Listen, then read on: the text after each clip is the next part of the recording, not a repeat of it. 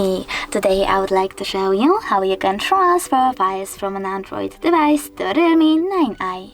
Start by going into Play Store on both devices, clicking on the search bar and typing in Send Anywhere. Now install this free app from this developer. I already did that over here because it was taking ages to download, so I can open it right away. And over here choose I accept. Come on, screen, don't do this to me. Then confirm, continue, and finally allow. Now we need to do the same on Realme. So open, I accept, confirm, continue, allow. After that, select Send on this Android and Receive on Realme. Following that, click on all of those dots and choose Send. This way you'll select all of them and send them later on.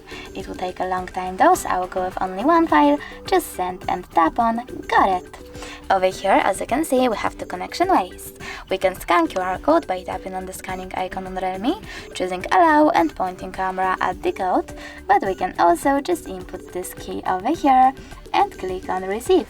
Now, after a couple of seconds, as you can see, my photo was successfully sent.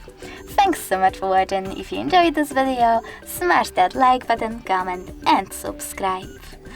Bye!